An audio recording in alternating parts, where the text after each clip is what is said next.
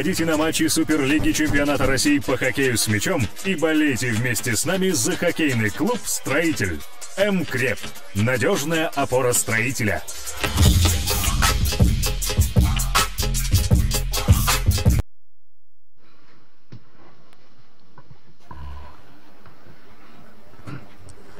Доброго дня, дорогие любители русского хоккея, хоккея с мячом.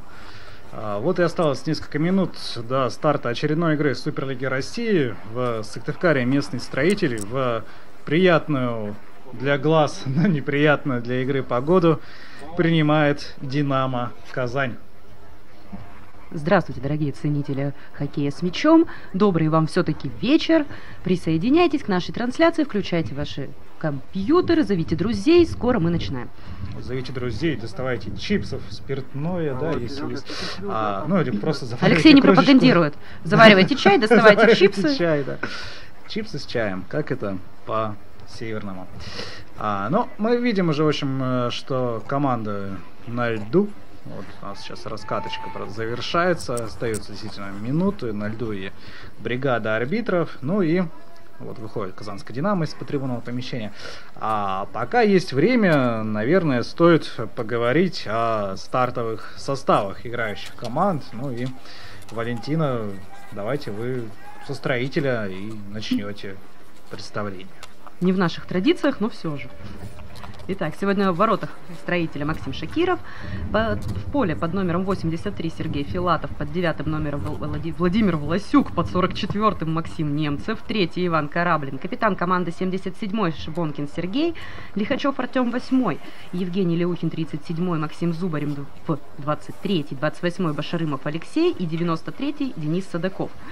На скамейке запасных молодой наш вратарь под номером 1 Екишев Макар, Андрей Куликов под 4-м номером, Павел Арзубов 5-й, 7-й Никита Агафонов, Александр Ваюшин 29-й и 70-й Максим Медведь. Вот такой вот состав сегодня у сыктывкарского строителя. Показывает нам главного тренера Павла Яковлевича Франца.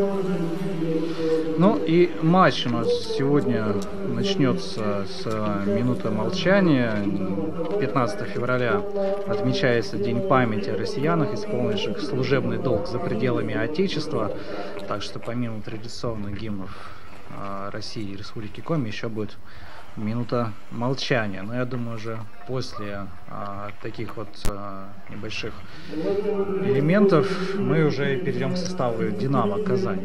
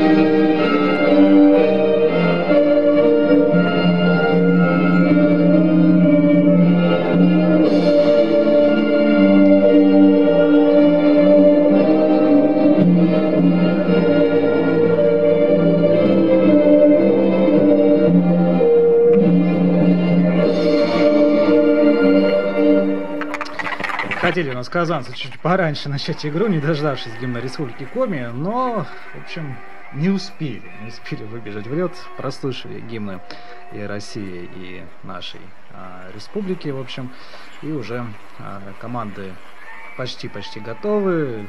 В центре поля судейская бригада, капитан играющих команд. По составу строителей, конечно, хочется отметить, что по-прежнему отсутствует Никита Свиридов. Травмирован также, Никите предстоит, скорее всего, операция. Травмирован также Артем Зимин, поэтому мы видим, что в запасе, по сути, из игроков, претендующих на место в стартовом составе, только 2 человека и остались. Это Александр Ваюшин и Максим Медведь. Ну и еще 4 воспитанника местной школы по хоккею с мячом. В составе «Динамо Казань» тоже есть сюрпризы для хозяев поля. Например, отсутствует Игорь Ларионов, игрок, который родился в Сыктывкаре, несколько сезонов провел за «Строитель», за молодежный, за основную команду Сыктывкарского клуба и уехал играть в казанскую «Ракету». Ну и помимо Казани еще успел отметиться сезонами за Ульяновскую «Волгу». Но вот Игоря Ларионова в заявке на эту игру нету. Возможно, конечно, были какие-нибудь там изменения, как мы с вами очень напомним, да, в игре со стартом, когда буквально перед стартом игры, потому что за тавтологией поменяли гости вратаря в заявке на матч. Вот, может быть, и Игоря Ларионова могли заявить, но, по крайней мере, в тех протоколах, которые сейчас есть у нас, его нет. Ну и давайте непосредственно сейчас дождемся стартового свистка и пробежимся по составу гостей. Был он у нас уже на экране ваших мониторов во время представления команд в самом начале трансляции, но, может быть, кто-то не успел увидеть, может, кто-то подключился только сейчас. Давайте вот в центре поля у нас Денис Садаков. Будет Строитель разводить мяч в центра поля. Желательно, чтобы он делал это как можно меньше сегодня. Пусть это право будет предоставлено побольше гостям. И поехали. Стартовала у нас игра. Ну, если вдруг кто-то не знает, или только начинает смотреть хоккей с мячом, Строитель в синей форме, Динамо Казань в белой.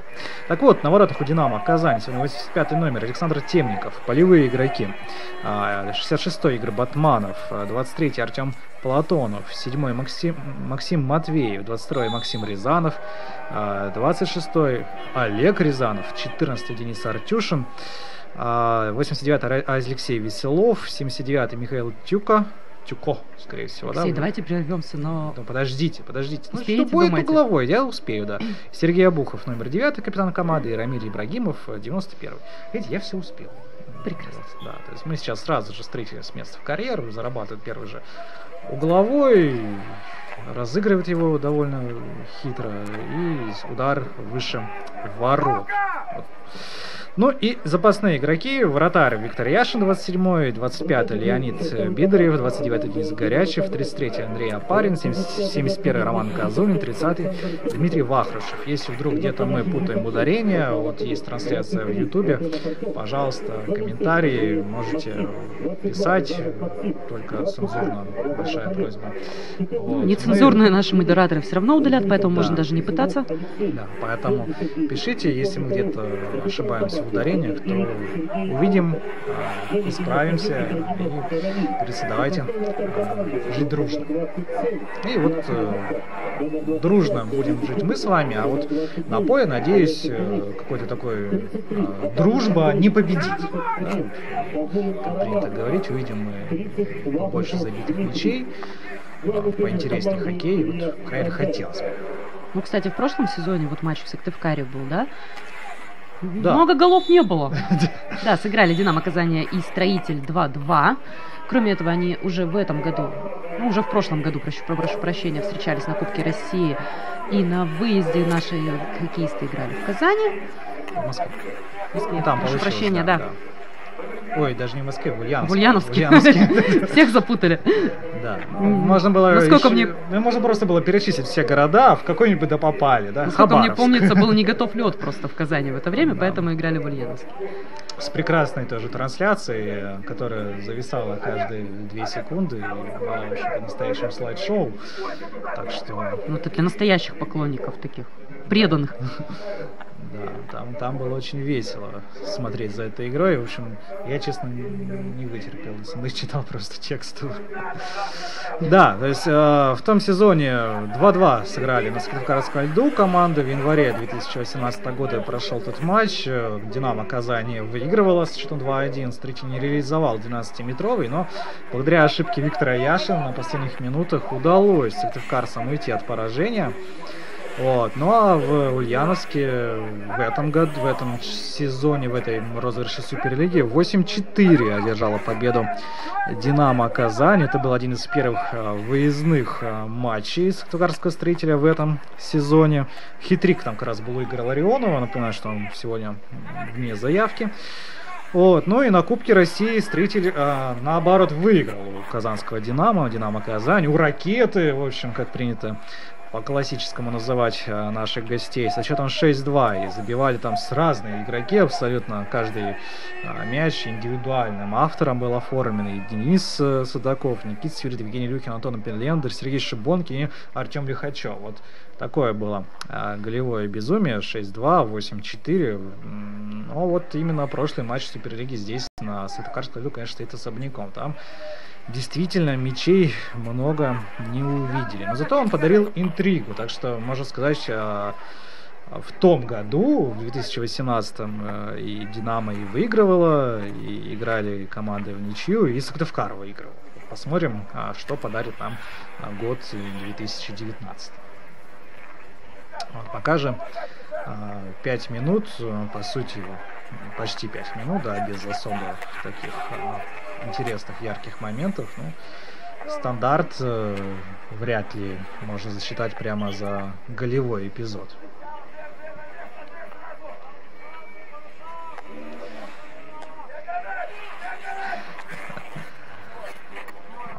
Вот. Динамо Казань в атаке и сбивает хоккеиста гостей, но здесь в рамках правил, то есть не было нарушения по версии арбитров. Бригада арбитров сегодня нас возглавляет главный судья Дмитрий Добрянский Кемерово, помощники Сергей Сергеев Киров, Дмитрий Масляев Нижний Новгород и резервный арбитр Михаил Сывудин, город Сыктывкар. Инспектор матча Андрей Стук, город Архангельск. Вот стоит отметить, конечно, у нас сегодня Алексей уже сказал, что такая не особо хоккейная погода заметает потихоньку поле, и вот каких-то прям высоких скоростей мы еще не видим. Но на самом деле, пока хоккеисты разыгрываются, довольно-таки бодрый темп матча они взяли. Посмотрим, как это отразится на числе забитых мячей.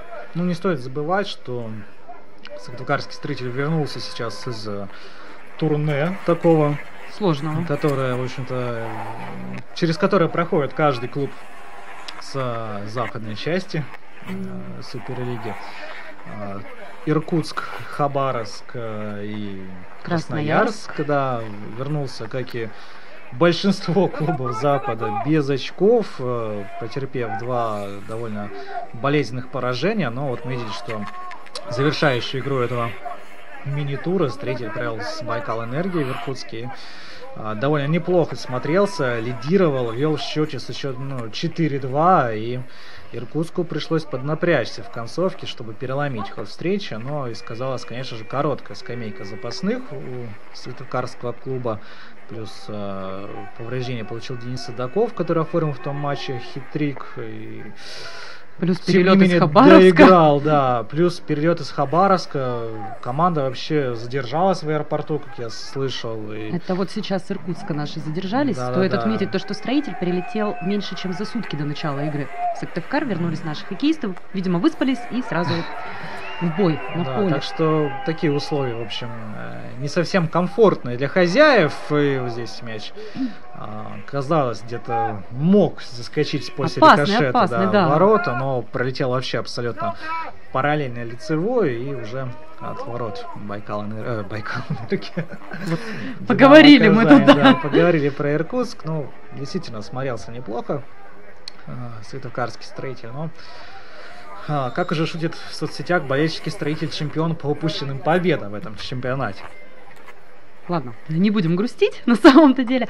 Кстати, да, мы всех представили, не представили сами себя. С вами сегодня смотрят хоккей Алексей. Ну и, собственно, меня зовут Валентина, для тех, кто интересуется в комментариях. Для тех, кто интересуется обладательницей приятного женского голоса. Ну и пресекая следующий вопрос, Валентина замужем. Угловой Казань. И мяч уже заигран в поле. Ну, Валентин, вдруг, да, мало ли. Ну, напомним тем, кто давно не смотрел хоккей. Ну и, конечно же, тем, кто пристально следит за игрой своих клубов, как в Казани, так и в Сыктывкаре. Казанская «Динамо» у нас сейчас на 6-м месте в турнирной таблице, тогда как «Строитель» у нас сейчас на 11-м. Ну, кстати, «Строитель», в принципе, не теряет шанса выйти в плей-офф. 3 очка у него отыграл Мурман, кстати. Ну, шансы, конечно, уже остаются в основном чисто математические для сыктывкарского клуба. Понятно, что сейчас давайте посмотрим этот удар, пролетает мяч мимо ворот. Отстает довольно серьезно «Строитель» от кемеровского Кузбасса. Ну, там, конечно, 11 очков. Ну, 3 домашних игры нужно «Строителю» сейчас выигрывать. Это помимо сегодняшней встречи. Это матч с Мурманом, матч с московским «Динамо». Ну и потом... Там без шансов, я насколько понимаю. Ну не, ну что, шансы есть всегда. Вот. Ну и потом, соответственно, самое главное, надо будет в Кемерово выигрывать у Кузбасса, да, там ведь еще, насколько я помню, еще выезд и в Первоуральск, и выезд в Новосибирск. В общем, конечно, если вот... Сложатся звезды, Сложатся Алексей, звезды, да. Луна выйдет вместе с Солнцем в нужную фазу. Нет, вот. не так. Это есть у Павла Яковлевича Франца такое одно из любимых выражений. Спортивная фортуна. Вот он. Это оно вот так называется, да. В общем, если она улыбнется, то, конечно, может быть тогда уже когда-нибудь. Мы доползем до 8-го места. Да. Вот. Но это, конечно, повторюсь, чисто математически. То есть на данный момент чисто математически тот же Сипсельмаш, насколько я понимаю, не упустил шанса вырваться в плей-офф. Или даже, кстати, может, уже и упустил. Вот. Ну и Мурма также претендует со стартом, но по сути дела уже с вероятностью на 90% восьмерка тех команд, которые будут играть в плей-офф, уже определена. Но здесь мяч доходит до Александра Темникова, вратаря «Динамо» Казани. Иногда будем называть их ракетой, ну, пусть будет приятно любителям классики. И, в общем, ничего опасного не было, но по такому льду отскок мог быть непредсказуемым, почему бы и нет. Здесь немножко чуть ли не заигрался Сергей Шибонкин в своей штрафной, благо мяч ушел от игрока Казани. Сергей Шибонкин, кстати, в прошлом матче как раз Байкал-Энергии забил первый мяч для себя в этом сезоне. Вот, с чем мы, в общем-то, Сергея Шибонкина и поздравляем. Ну, кстати, Сергей, как капитан команды, дал много в этом сезоне именно голевых передач. Например, 17. 17, да, Алексей посчитал, прекрасно. Но я все равно не упущу возможности поправить Алексея. Не упущу, да. Не упущу, да.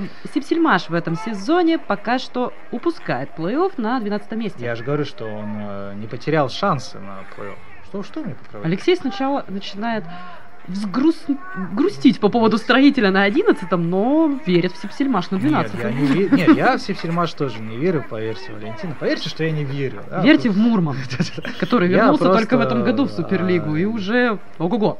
Чисто о шансах, как бы мы рассуждаем, математически, даже не сколько о вероятных, да, не сколько о настоящих, и несмотря на календарь даже, в общем-то. Чисто математически они еще есть вроде как. Просто надо посмотреть, сколько Сипсельмаша игр осталось играть. 22 игры у него есть. А осталось сколько? Столько же, как у «Строителя». 20, осталось 6. Ну, в общем, нет, Сипсельмаш уже... Нет, да, 6 игр, да, теоретически еще может, все нормально. Это просто в баскетболе, напомню, за победу в чемпионате 2 очка начисляют. Хоккей с мячом 3, как мы знаем с вами. Вот, но по-прежнему команды, так сказать, вот сейчас опасно и 12-метровый зарабатывает «Динамо» Казань. Ходил в штрафную игрок гостей, оказался на льду, в общем-то, не без помощи хоккеиста «Строителя». И для Максима Шакирова будет первое испытание. Насколько я обратил внимание, не было пока опасных ударов по его воротам, не было даже... А тут сразу хоп-хоп и в дамки. Тут сразу 12-метровый получает «Динамо Казань». Ну, мы, как преданные болельщики «Строителя», надеемся, что наш вратарь чувствует себя прекрасно, в отличной физической форме. Есть еще версия, что игрок промажет мимо ворот, да? Давайте посмотрим. Дуэль полевого и вратаря завершается в пользу полевого. Вот не вижу, на кого он показывает. 22-й номер, да, отличился. И Максим Рязанов. Максим Рязанов открывает счет в этой игре. Ну, Максим Рязанов забивает для себя 11-й мяч в чемпионате. Догоняет он по этому показателю Дениса Артюшина в гонке снайперов казанского клуба. Возглавляет ее Сергей Обухов, 23 мяча и 9 голевых. Ну и Игорь Ларионов 21+5. Ну, Ларионов и сыграл внутри меньше капитана. Здесь не повезло чуть-чуть Максиму Шакирову. Казалось, что даже немножко отскочил от перчатки мяч. Да, дотянулся до снаряда, но вот все-таки мяч оказался в воротах. И вот такое неприятное для хозяев поля начало, но, безусловно, приятное для гостей и для болельщиков, которые сейчас находятся у мониторов своих телевизоров, компьютеров и поддержит команду. Ну вот угловой «Строитель». Отличный шанс. Вот, «Строитель» в этом сезоне чередует игры, где угловые идут и угловые вообще не идут, да. Посмотрим, какой сегодня матч. Опять возвращаемся к спортивной «Фортуне». Да, ну вот сейчас снова мимо ворот. Два угловых уже «Строитель». До опасного удара не довел. Если первый там был как-то даже довольно хитро разыгран, то сейчас все-таки завершили ударом прямым, но как-то все не туда. Ну и опять же игроки Казани грамотно сыграли вовремя, выбежали, немножко смутили бьющих. Ну, судя по первым 15 минутам, «Строитель» бывает на половине поля соперника почаще. Чаще, да. Но игра чем-то вот начало этой встречи напоминает именно прошлогодний матч с Сыктывкаром. Да. «Строитель», в принципе, был получше, почаще атаковал, но был догоняющим. Оказался. Не, ну там снова напомним, конечно же, без победы «Строитель» остался из-за нереализованного до 12-метрового удара. То есть было бы пенальти, было бы 3-2. Ну, с другой стороны, забил бы он 12-метровый, может быть, не было бы ошибки Яшина. Тоже всякое, знаете, условности. Миром правит условности.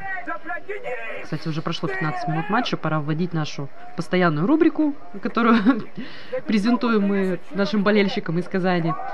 А что там у других команд? Да, что там у других команд? Но это мы потом. Тут 12-метровый еще один в ворота Сыктывкар. Довольно серьезно? Неплохое начало. Вот мне кажется, Сергей Филатов даже немножко ухмыльнулся по этому решению. В течение 5 минут «Строитель» получает в свои ворота 2 12-метровых не плюшки, пока еще рано, да? 2 12-метровых просто. Здесь, кстати, вот с этого повтора даже не поймешь, да, что это было вообще. Видимо, арбитрам на поле виднее все, что это было. Да, ну арбитрам виднее, что это второй мяч в воротах Сыктывкарского клуба, 0-2. И, в общем-то, как бы, и что это, как играть дальше, «Строителя» не знаю. Может быть, не трогать вообще. Может быть, Павел Яковлевич Франц знает, как играть дальше «Строителю». Может быть. Но... Может быть, есть смысл взять тайм-аут, понять дальше свою тактику. Ну, а с другой стороны, именно по игре-то у Павла Яковлевича претензий, наверное, по минимуму, да. Единственное, что в своей штрафной, наверное, надо уже просто... Ну, есть сильный ветер в городе сейчас, да, на поле. Может быть, он влияет как-то на игроков «Динамо Казани». Может быть, они падают. По ветру играют. Ну, падают просто. Я вот не вижу на мониторе, кто играет против ветра. Да, ну, в общем, в любом случае 2-0 в пользу гостей. И это предвещает нам либо интересную развязку, либо не очень приятный финал. Одно из двух. В нашей постоянной рубрике, Максим Рязанов дубль, да, в общем, кто бы сомневался. В нашей постоянной рубрике «Чё там у других?»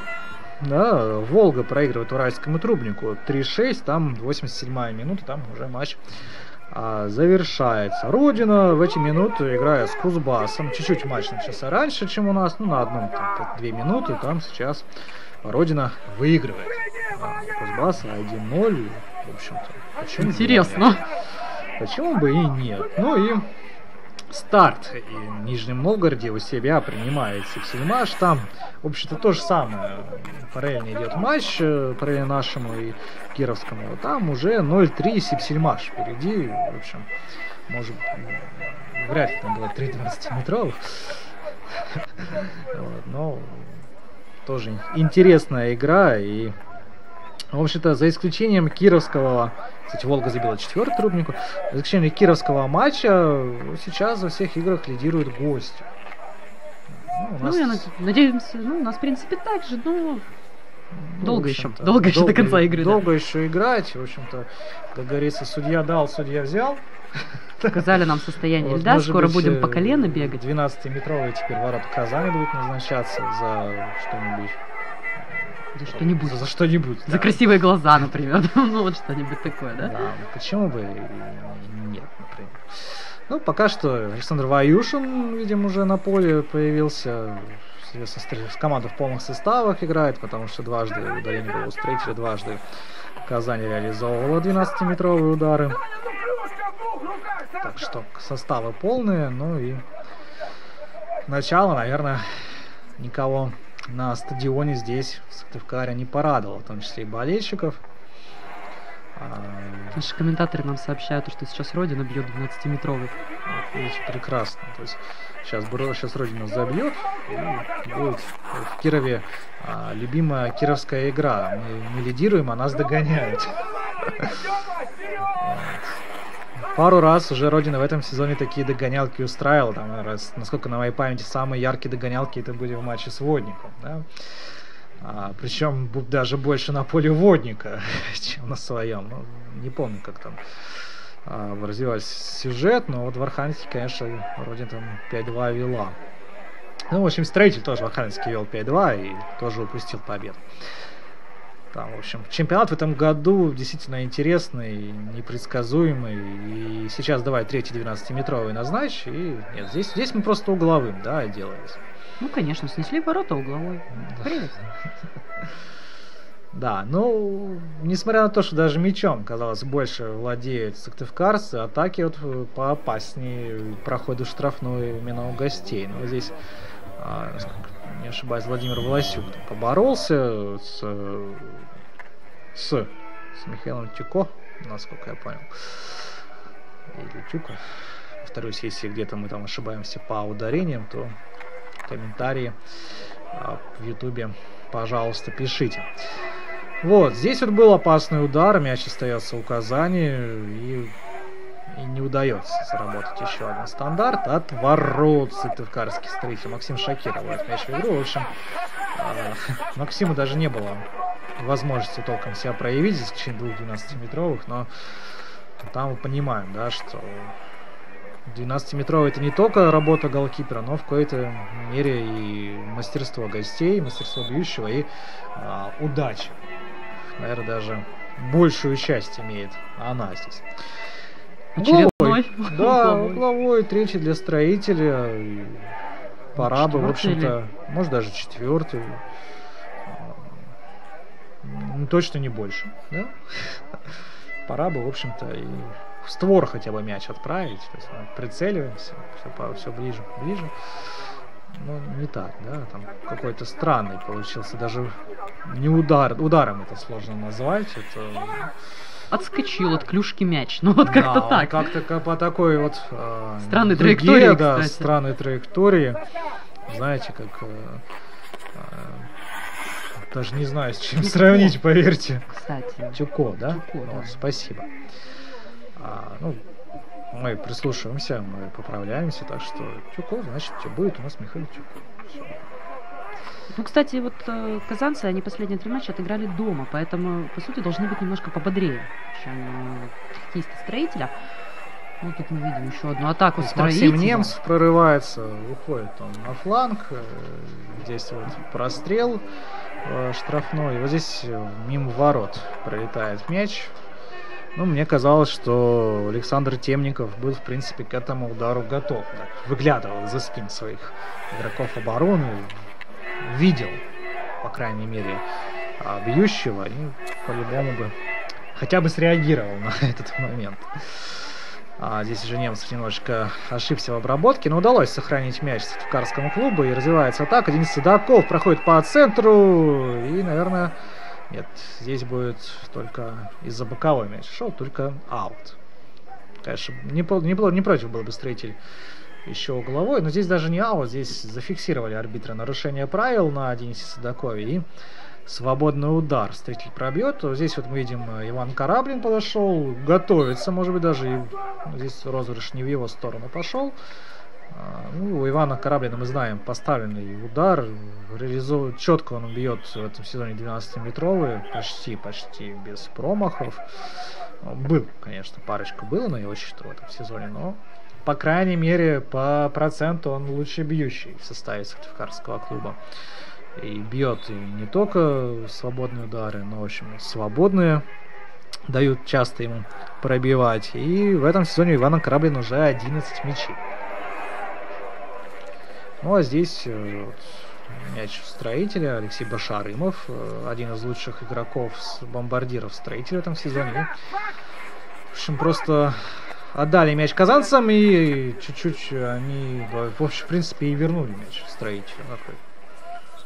Недолго владели, и в итоге уже от ворот.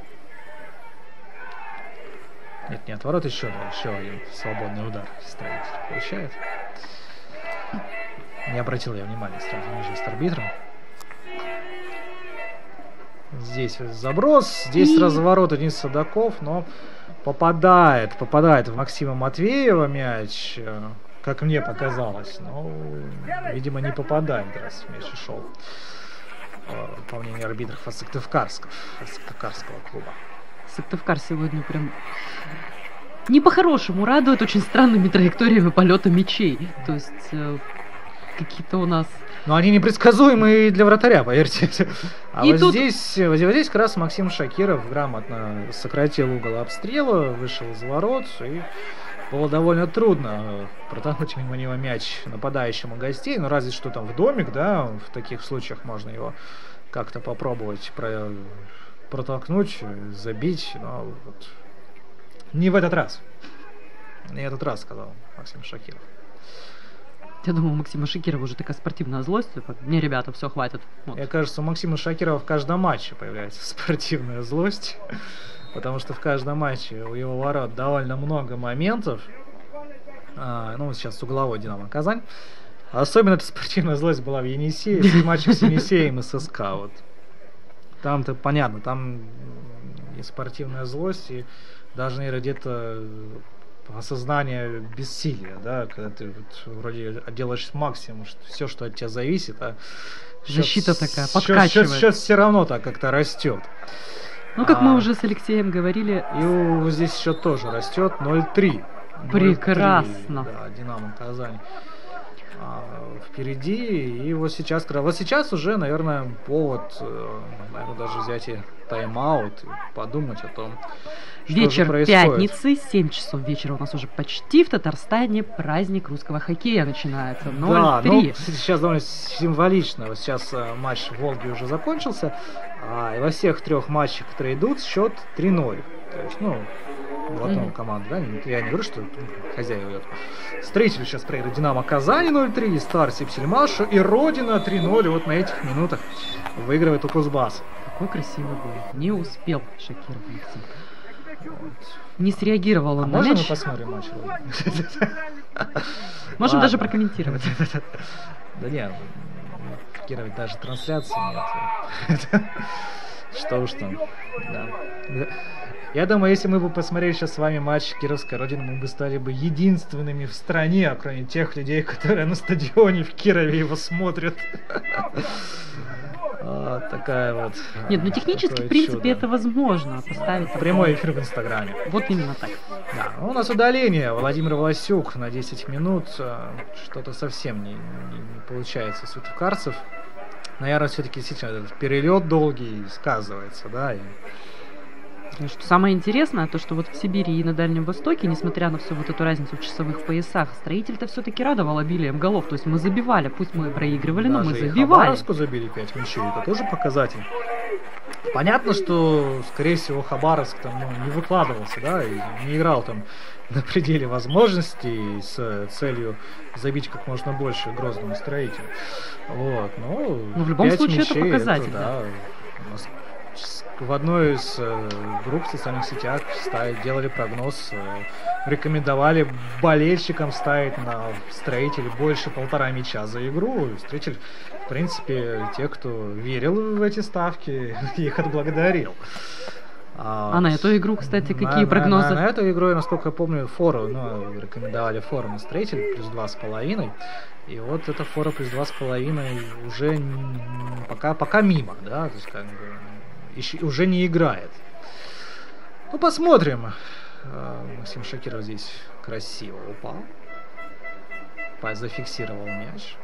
Знаете, элегантно, да. Вот, в общем, грациозности этого прыжка можно только нам с вами позавидовать. Нам говорят, что в Кирове есть трансляция, просто без комментариев. А давно она появилась, вот честно. Ну, серьезно. То есть в начале сезона ее не было. Вот когда Строитель тоже играл с Кировской Родиной, трансляции не было абсолютно нигде. И 12-метровые ворота Казани. Вот, пожалуйста, поехали. Давайте еще троечку. Вот, ну серьезно, и завершая разговор о кировской трансляции, действительно ее не было на момент, когда играл Строитель, поэтому, ну, если она появилась, очень хорошо, очень рада. Мы вот на Ресите ее искали, и всем Сыктывкаром ее никто не нашел. Вот Иван Кораблин готовится. Алексей его тут нахвалил уже, надеемся, что не накаркал. Ну, почему бы не нахвалить человека. В общем, арбитры внесли все-таки некую интригу вот в наш первый тайм сегодняшней игры. Смотрим. Гол! 1-3. Прекрасно. С кем играл у нас Строитель на выезде? Я сейчас вот даже... с Мурманом играл Строитель, когда Иван Кораблин получил тоже возможность реализовать, пробить 12-метровый. Забил. Вот я не смотрел там, да, только все порадовались, все в чате написали гол, а судья отменил гол, да, дал перебить, и там уже с повторным ударом Иван Кораблин все-таки не смог его реализовать, там вратарь справился, здесь вот без повторения обошлось, неотразимо под перекладину, здесь вряд ли Александр Темников мог что-то сделать, Иван Кораблин, как правило, и бьет, либо он забивает, и вратарь ничего не может сделать, да, либо мяч все-таки мимо ворот пролетает. Есть такая вот непримета, что ли, особенность ударов Ивана Кораблина. Недовольны чем-то казанцы, вот как-то так. Ну, вы знаете, когда ваши ворота назначают 12-метровые, вряд ли чем-то будете довольны. Вот Строитель тоже не очень-то как бы радовался, когда в его ворота 12-метровые. Поругался Рязанов около скамейки запасных у тренеров. Ну, пусть он громче ругается, он может прямо к арбитру подойти и высказать все, что о нем думает, и тогда он поближе к своей скамейке окажется минут на 10 как минимум, да, за неспортивное поведение. Лучше, меньше. Вот, да, поэтому будь мужиком. Есть какие-то мнения по поводу арбитров, да, подойди и выскажи им в лицо. Вот наш такой совет. А здесь уже Иван Кораблин не успевает, точнее, может, даже успевал к мячу, просто немного не высчитал, опять же, его траекторию, не высчитал точку падения, вот, и мог, конечно, замыкать этот полунавес, полупрострел, там было бы уже поинтереснее в этой встрече. Казань сейчас с мячом, 89-й номер Алексей Веселов, сохраняет сейчас казанцы мяч. Вот, в общем, по крайней мере, 1-3 это уже, кстати, это фора 2,5 играет. Вот, и 1-3 это уже хотя бы намек на интригу. Стартовали у нас параллельно вот в эти минуты матчи Водник, Динамо Москва и Зоркий Мурман. Будем также параллельно смотреть за ними. И в нашей рубрике «А чё там у других?»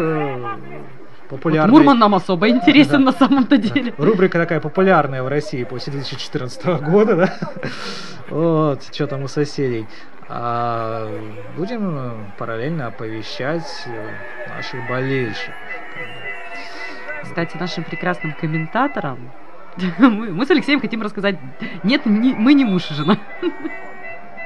Нас поженили тут уже нечаянно, где-то в онлайне. Да, пока строитель будет. Моя жена, которая ходит вокруг стадиона и фотографирует матч, не сильно обрадуется. В трансляции можно увидеть жену Алексея. Хотя, кстати, можете обрадоваться. Кто знает. Как-то уже совсем пессимистично. Не, ну человеку не залезешь, правильно. Стандарт строитель, еще один угловой. Ну, в общем, стандарты сегодня у строителя получается право. Не получается. Не, я имею в виду, что получается отрабатывать, да. Но вот не вот так. Так, наверное, и я смогу подать. Ну, если по мячу попаду. Ну да, здесь просто. Наверное, даже. Казанцы к мячу быстрее успели просто. Ну, опять же, заметает действительно поле. Возможно, как-то и сказывается это. Вот. Но мы говорили уже сегодня о лучших бомбардирах в наших клубах, играющих сегодня. Но лучшим бомбардиром на данный момент в чемпионате является Артем Бондаренко. У него после 23 игр было 53 мяча и 6 результативных передач. Ну, по забитым мячам он лидирует.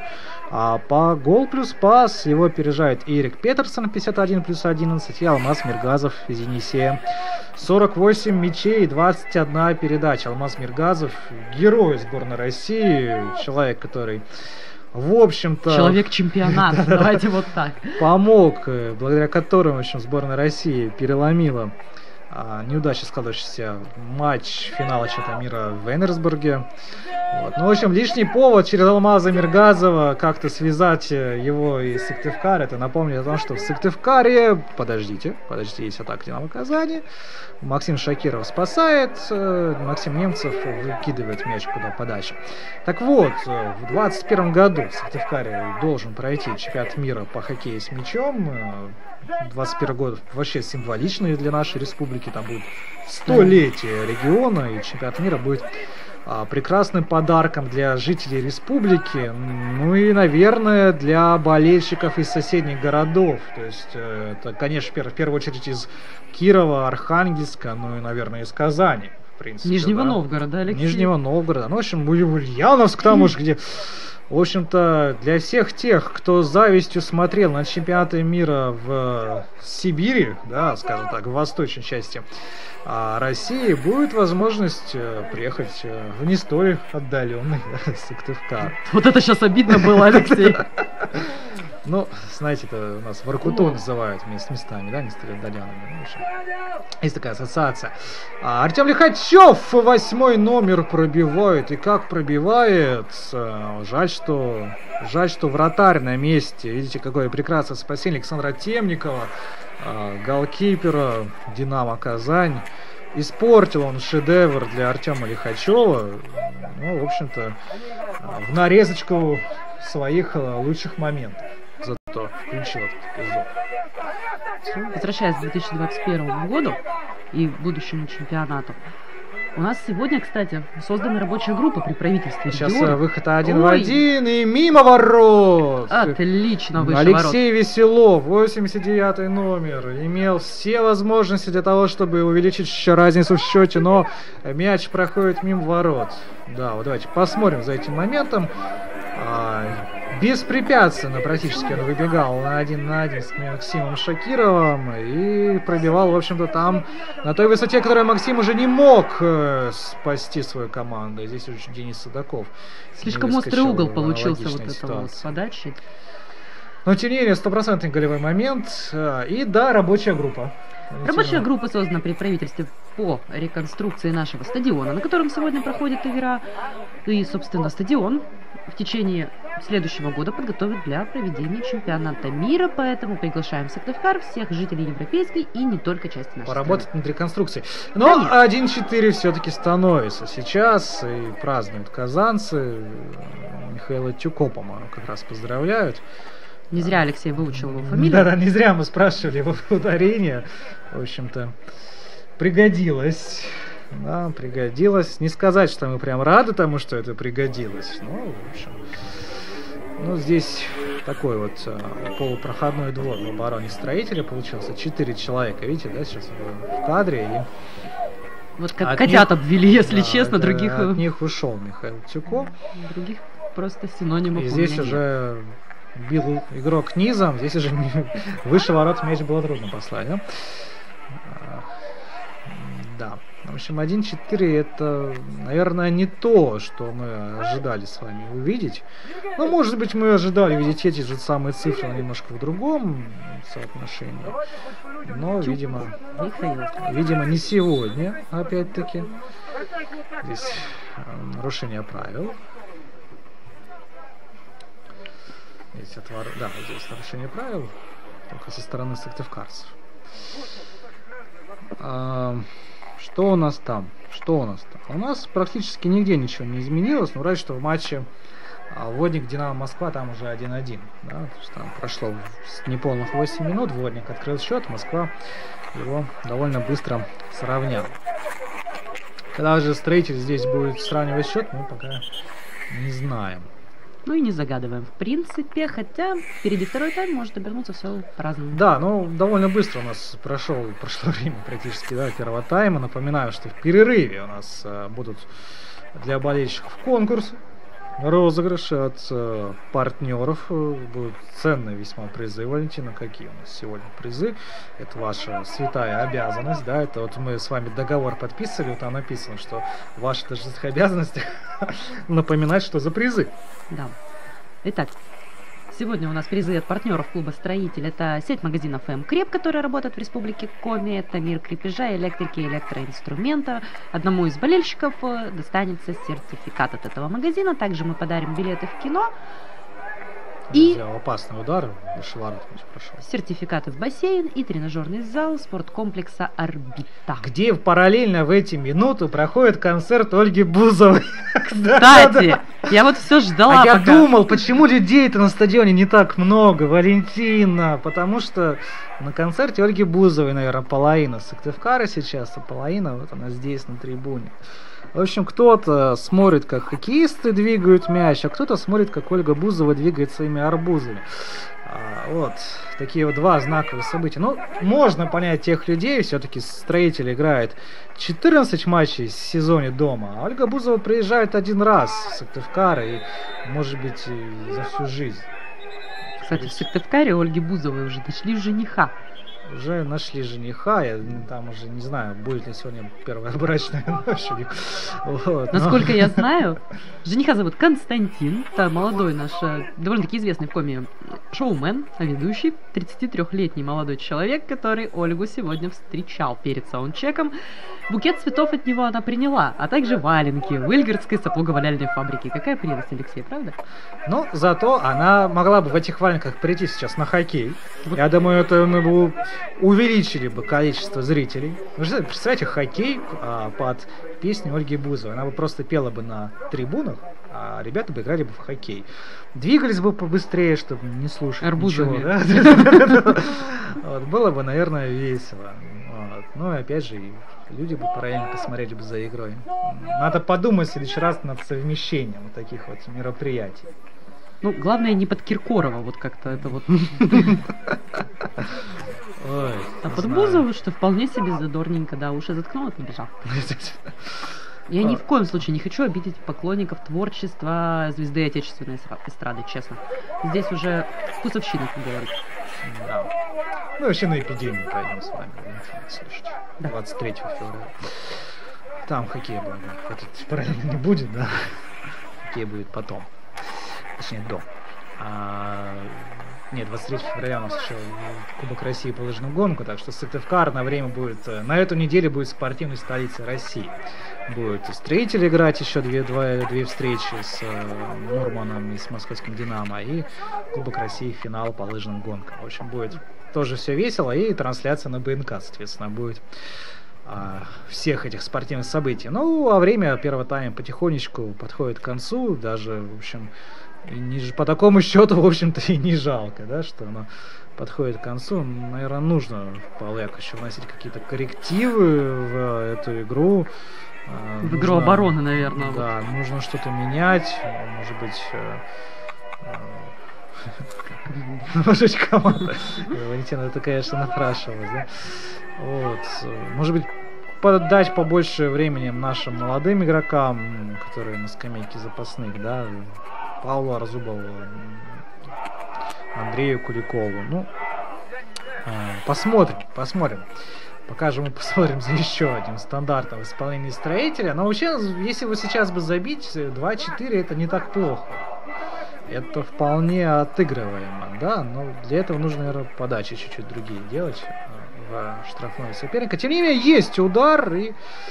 Выше ворот. Ну, там не выше, просто... Вообще мимо. Да, просто мимо.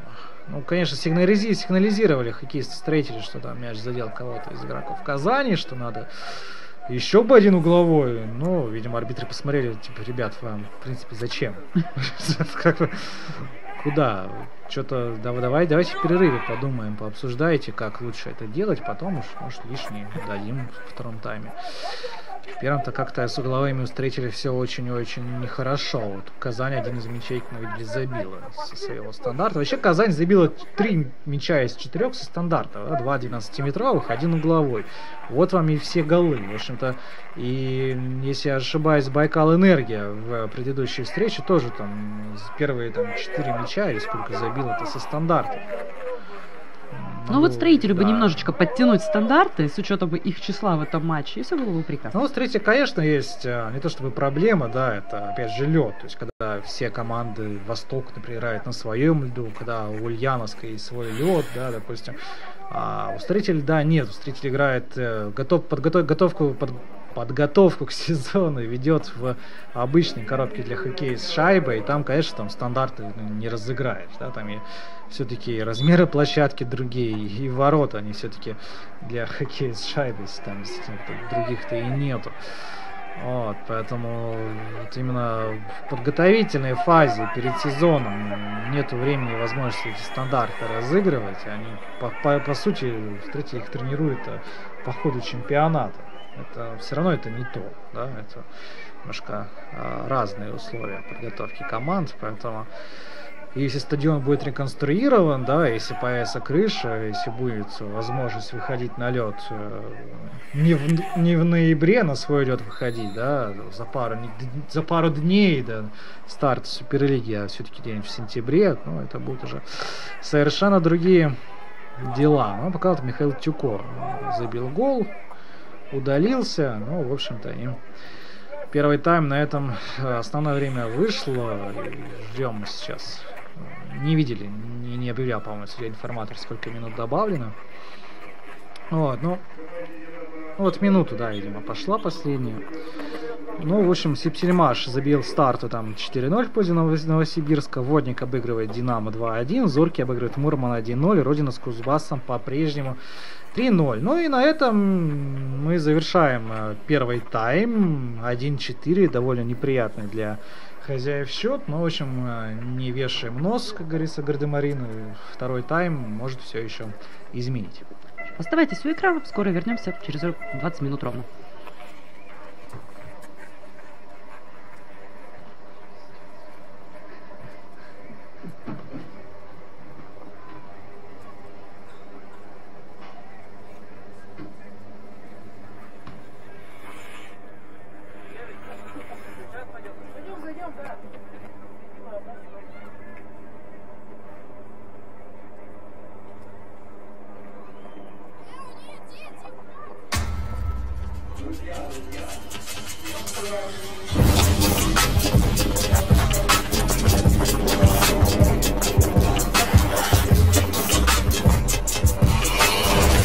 Приходите на матчи Суперлиги Чемпионата России по хоккею с мячом и болейте вместе с нами за хоккейный клуб «Строитель». МКреп. Надежная опора строителя.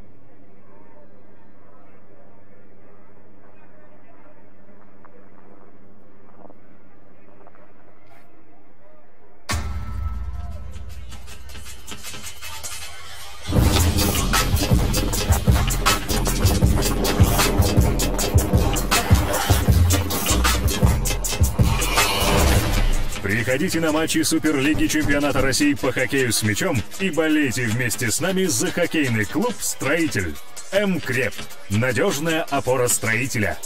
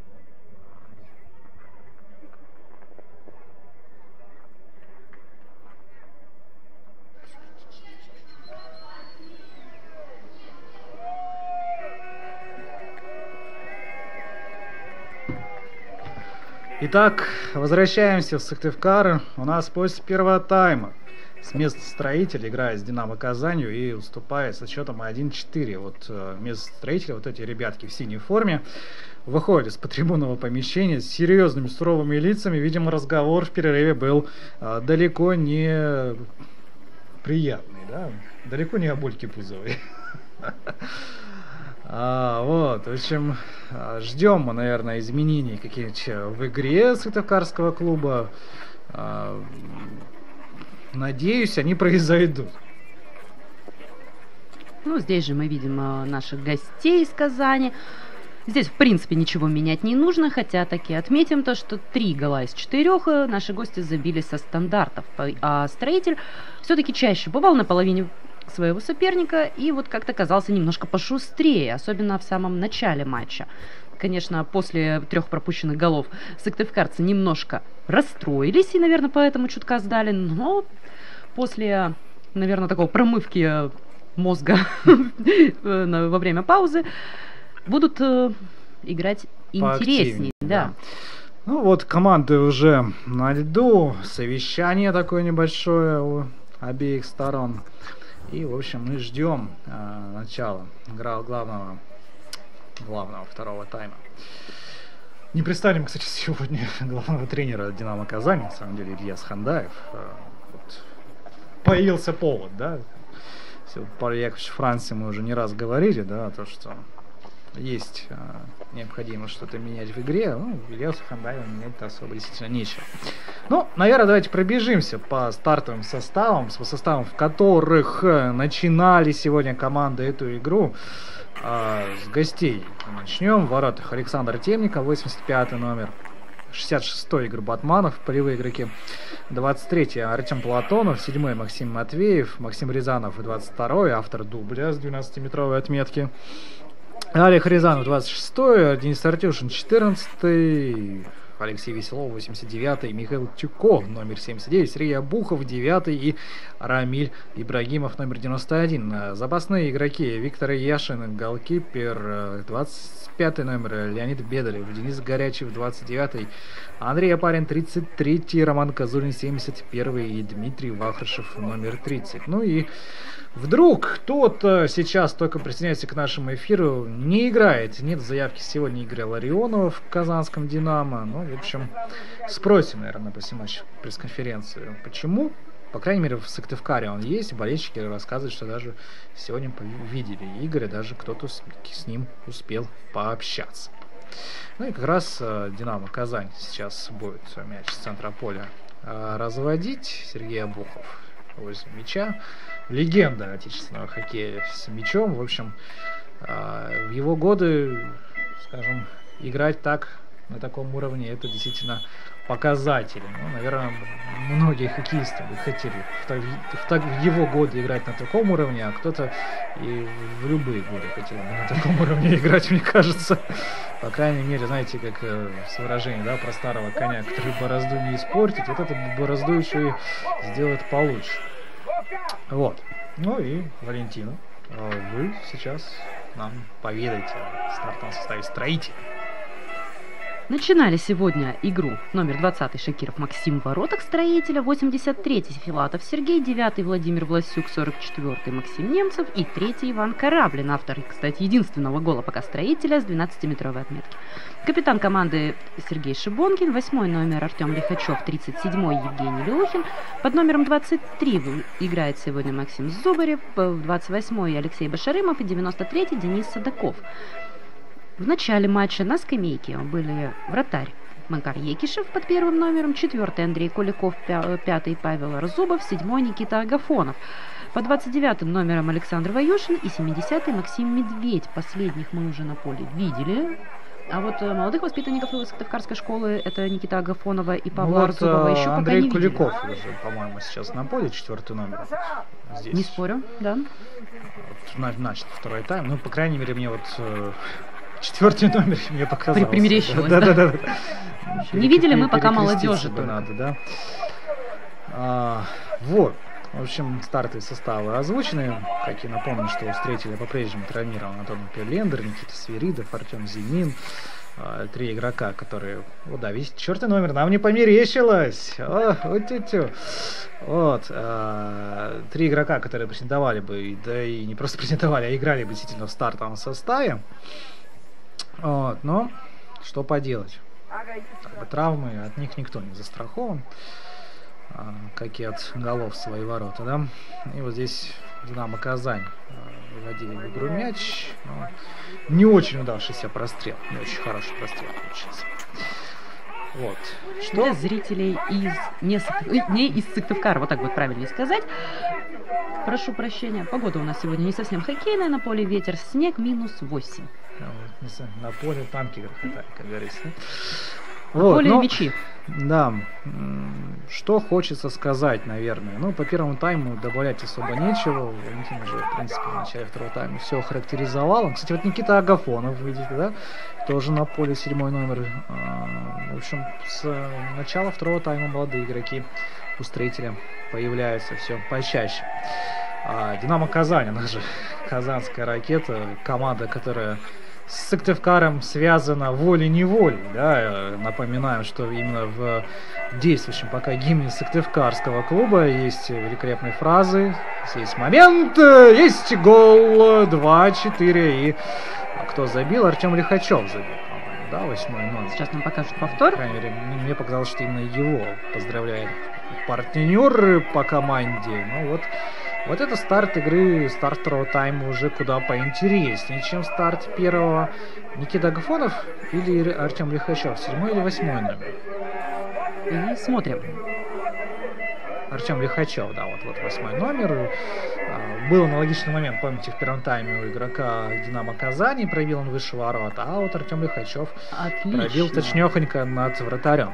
Так вот, волей-неволей казанский клуб связан с Сыктывкаром. В гимне сыктывкарского строителя есть великолепная фраза, что ничего на свете лучше нету, чем громить казанскую ракету, как вы знаете. Волгу-водник, старт Севернили. Ну, вот там как бы мы можем всех сюда привязать. Пора переделывать, да, там Енисей, Байкал, Сиб-7, Шитрудник. Вот, но, в общем-то, если посмотреть статистику, то, в общем, строитель не так уж и часто обыгрывал казанское Динамо-ракету. Ну, например, в последнем, перед паузой сезоне Суперлиги, сезон 2009-2010 год, команды сыграли 2-2, и Сыктывкаре 1-8 выиграла в Казани, когда уже Динамо. Сезоном ранее, 2 сезона ранее, 3 сезона даже ранее, Динамо брало все очки в матч с Строителем. Самый крупный счет это 11-9. Прошу прощения, 11-1. 11-1 в сезоне 2006-2007 года. В общем, довольно болезненное поражение. Было еще 2-9. Тоже в пользу Динамо Казани. Вот. Ну а самым таким удачным, одним из самых удачных для Строителя в противостоянии был сезон 2005-2006. Тогда Строитель выиграл обе встречи у Казани со счетом 4-2. Ну, в принципе, это был матч, скажем, матч аутсайдеров, потому что Строитель тот сезон... Давайте сейчас дождемся. Еще один мяч! 3-4. А вот это уже хорошо пошло. Это уже хорошо пошло, и вот... Наколдовал Павел Яковлевич в раздевалке, мне кажется. Защитный же мяч, да, защита. Все правильно. Мне просто показалось мало, и вдруг где-то там что-то отменили. И отменили, действительно, офсайд был.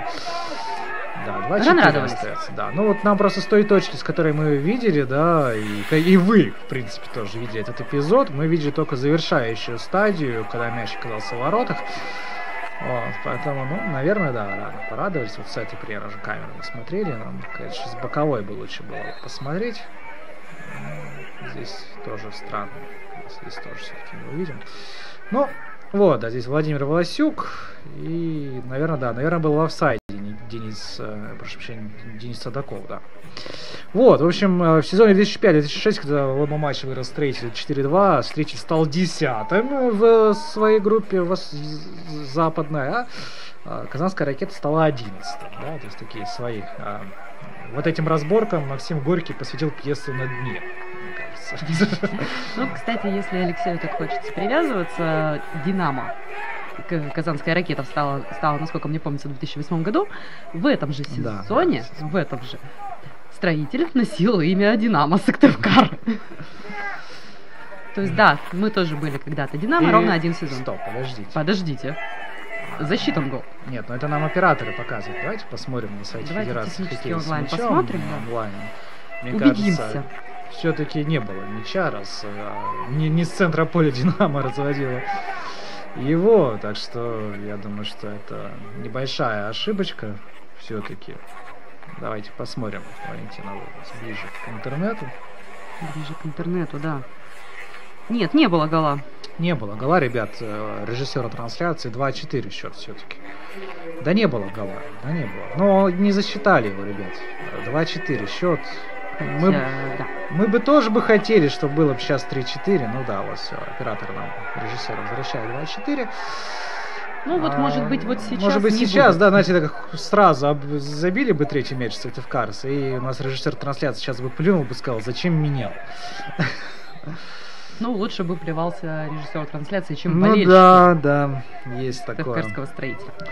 Вот, но что еще хочется сказать по истории противостояний. Первый матч в современной истории команды сыграли в сезоне 96-97. Там Строитель выиграл 7-4 и проиграл 0-2. Ну, в общем-то и все. Да, как бы таких успешных сезонов, кроме 2005-2006, у Строителя-то и не было. Да? не так уж часто очень действительно громили казанского Ракета Сыктывкарцы. А жаль. Ну и про Динамо Казань, если уж совершенно довершать статистику, давайте сейчас досмотрим. Вот. В 2011 году, в январе, Динамо Казань возглавляла рейтинг сильнейших клубов мира. Это по версии Международной Федерации Бенди. А в том же году Динамо выиграла первый и на данный момент единственный титул чемпиона России. Победителем чемпионата страны стала. Были у казанцев и серебряный призер, серебряные медали, бронзовые. Дважды Казань выиграла Кубок страны, финалистом была также. И обладатель Кубка мира 2010, обладатель чемпионского Кубка Эцбина 2009. В общем, довольно титулованный клуб. Но, конечно же, к сожалению для, наверное, болельщиков Казани, именно вот такие чемпионские годы завершились как раз. Ну, в принципе, практически как и у всех. Как и у всех, бывают светлые и темные полосы, да. То есть были какие-то, я насколько помню, проблемы с финансированием у клуба. И, собственно, ну, сейчас они уверенно держатся в хороших середнячках, в восьмерке. Все хорошо. Ну, вот в прошлом сезоне Динамо там боролась за место в плей-офф, да, мы помним. Вот, а в этом сезоне уже Казань, в принципе, это место себе почти гарантировала. Вот, и сейчас даже, наверное, борется за место в четверке. Вот, вряд ли Динамо хочет там опускаться ниже, да, там подпускать себе там, Кузбасс, Трубник. Ну, в общем, главное не быть седьмыми, восьмыми, не попадать сразу на СКА Нефтяники или Енисей в плей-офф, то есть как бы завершать сезон практически без шансов. Все-таки Динамо, все-таки СКА Нефтяники, Енисей, это, конечно, команда, которая сейчас выглядит на голову сильнее. Ну а здесь у нас нарушение правил со стороны Строителя, свободный удар Казань, есть удар по воротам, и Максим Шакиров проводил взглядом мяч, мимо ворот он прошел. Похлоп, мне кажется, даже Максим Шакиров кому-то. Кому-то. Вот удаление у нас Евгений Люхин удален. Зевает, кстати, Евгений Люхин, видимо, Ну, сказывается недосып вот этот вот. Перелет, недосып, все-таки действительно появился. Ну, что поделать, играть-то надо. Недосып там, не до что-то еще, это не повод не играть в чемпионате России. 10 минут. Но хочется верить, что 10 минут у него будет просто отдохнуть, может быть, выспаться. Вот, в нашей любимой рубрике «Что там у других?» Родина Кузбасс 3-1. Старт, в общем-то... Нормально так, Родина. Да, старт, в общем, уже 0-5 проигрывает Сипсельмашу дома. Там вот, наверное, интриги не жить. Водник с Динамо Москвой тоже стартовали сейчас второй тайм. У них счет 3-3. Тоже интересно. Ну и Зоркий Мурман после первого тайма 1-1. Там сейчас, насколько я понимаю, перерыв. Зоркий Мурман, кстати, тоже такая серьезная интрига, кто там Ну да, Зоркий Мурман, это вот наши прямые, можно сказать. Ну, Зоркий, наверное, уже вряд ли догонит Сыктывкарцев, но вот с Мурманом, конечно, Строителю интересно смотреть. Тем более Мурман в следующем туре приезжает сюда, в столицу Республики Коми. Вот, так что действительно интересный тур.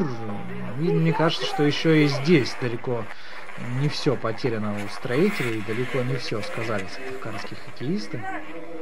Ну, также нам довольно-таки интересная игра старта, которая нас пока обгоняет всего на 3 очка. Старт и Сипсельмаш — наши соседи, да. Старт опережает нас на 3 очка, Сипсельмаш отстает на 3 очка. И вот сейчас, кстати, в виртуальной таблице Сипсельмаш догоняет сыктывкарский клуб. И как раз в Новосибирске тоже команды встречаться будут. Ну, нет, тут есть один момент, что Старт сыграл на одну игру больше все-таки, чем Строителя, тот же самый Сипсельмаш и Мурман.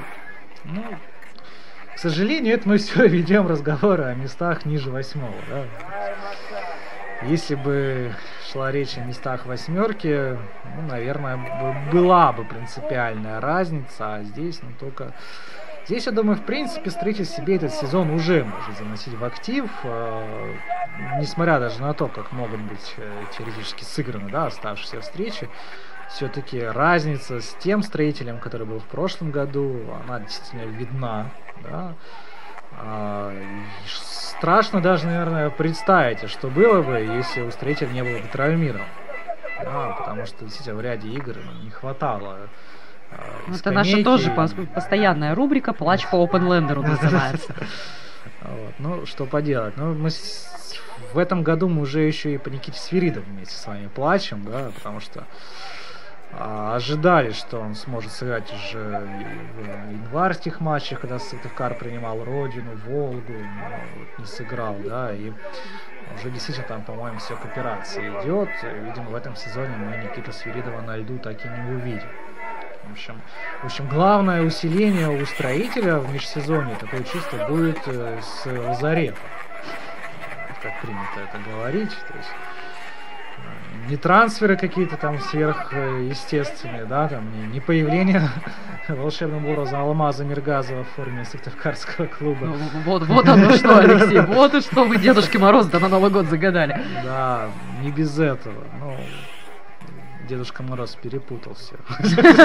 Не туда. Старость, да, вот человека. Вот. Там много чего еще мы загадывали. Дедушка Мороз сказал, что лучше Алмаз в сборной России чемпионство принесет. Тоже, вообще, наверное, неплохой выбор. Ну и тем более Алмаза Миргазова мы в Сыктывкаре в этом году видели чаще всех практически, да, с учетом матчей Кубка страны, финальных игр, да. В общем, насмотрелись. Да, ну, практически с гражданством Республики Коми, если было бы такое. Прописку сыктывкарскую может человеку выдавать. Ну и форму как подарок. А потом глядишь, выходишь ты куда-нибудь на рынок, а там Алмаз Миргазов в форме строителя. Кабачки покупает, например. Ну да ладно, заговорились на самом деле. А тут пока что действительно по игре, если смотреть, опасных таких серьезных моментов не возникает. Вообще действительно довольно странный момент. Игра, которая действительно не изобилует опасными моментами, по минимуму ударов, там, вратарских спасений. Вот, ну, давайте, если по памяти вспомнить в первом тайме, да, то Александр Темников, ну, пожалуй, прям вот так вот в игру вступил. Это когда Артем Лихачев-то и пробивал, да, он там прыгнул, мяч в прыжке, который шел, казалось, в уголок ворот и вытащил. И все. То есть, больше-то Александр Темников не вступал в игру. Ну и, наверное, раза 3 Максим Шакиров включился. Или даже 2. Да, пару раз, наверное, Максим Шакиров. Вот, и счет-то 2-4. Ну, выкиньте эти 2 12-метровых в Казани. Причем второй там вообще показался, что показался, да. Вот. И получим это, в принципе, равную игру, действительно. Ну, 2 12-метровых пока что вот перевешивают в пользу Динамо Казани. Хорошо. Стандарты, кстати, тоже надо не только зарабатывать, но и реализовывать. Ну, для тех, кто только к нам подключился, да, в первом тайме строитель получал много угловых, честно, сейчас не могу подсчитать, ни один не удалось реализовать. Даже до опасного удара, по сути, довести. Да, мы тут уже шутили, довольно-таки странные траектории были у таких пасов, и мяч отлетал вообще абсолютно непонятные для игроков строителя стороны. Но наши гости с углового забили 1 мяч из 4. 1 с игры, получается, 1 со стандарта и 2 пенальти реализовали Динамо Казань. Ну и как нам подсказывают комментаторы, ну и что, в принципе, это мы тоже сейчас видим, параллельно Родина, Кузбасс, там уже 3-2. Там уже, конечно, догонялки, любимые для кировских болельщиков, ну, может, даже не любимые, да, кто знает, вряд ли они приятно смотреть, как твоя команда ведет там несколько мячей, а потом проигрывает или там упускает преимущество. Здесь, наверное, казанцы хотели еще один 12-метровый посмотреть, но вместо этого посмотрят на угловую. Ну, там мне тоже показалось, что клюшечки-то придерживали игрока гостей, может быть, даже где-то и по рукам могли попасть. Ну вот если сейчас строители справятся... Ну, то... сейчас как он справится? Сейчас Казань угловой подает. Хотя бы не пропустит. Ну, да. Начнем с этого. Давайте посмотрим, если пока что-то как-то хоккеисты-строители спешат. Получают они такое последнее китайское предупреждение, да?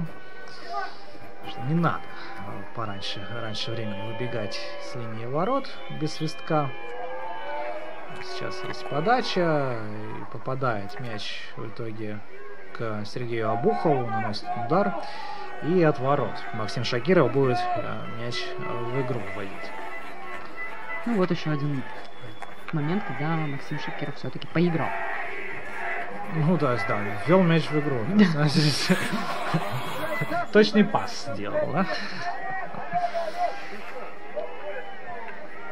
Ну, шутками, то у нас меньше получаса игры осталось. И ничего пока такого удивительного и серьезного мы на поле не видим. Сейчас удаление в составе строителя Александр Ваюшин. Мне кажется, Александр тоже не очень согласен с тем, что его отправили отдыхать. Ну вот, зато Евгений Люхин, видите, уже практически смирился с наказанием. Ну, в любом случае... Смотрит куда-то в горизонт. Пусть отдохнут наши ребята, чтобы раньше не вставали со скамейки. Да, ну, -2 игрока у строителей — это опасно, да, и много раз говорили, что это хоккей с шайбой, здесь один удаленный практически ничего не решает, тяжело реализовывать численные преимущества, но 2 удаленных — это уже немножечко другое. У Люхина, в принципе, скоро закончится время. Быстрее. Ну, в смысле, быстрее бы время. Не в том смысле, в котором хотели бы казанцы. Но, тем не менее. Довольно такая, действительно, игра-то не радует скоростями. По такой игре довольно сложно сокращать отставание в счете. Ну, тут для кого-то всего полчаса, для кого-то еще полчаса. Ого, ну, уже 25 минут, уже, да. Не полчаса, нет, уже 25 минут. Ого! Вы там замуж еще не вышли? В комментариях. Мне уже нельзя. Уже? Я тем более как бы ходить-то особо-то не могу, даже замуж. Да. Самокритика. Ну, это тут так. Для того, чтобы поболтать, пока игра у нас где-то в центре поля проходит. Расскажем комментаторам то, что я мало того, что единственная девушка в комментаторах хоккея с мячом, так я теперь еще и единственный комментатор со сломанной ногой. Вот, не, ну я думаю, это, конечно, можно исправить.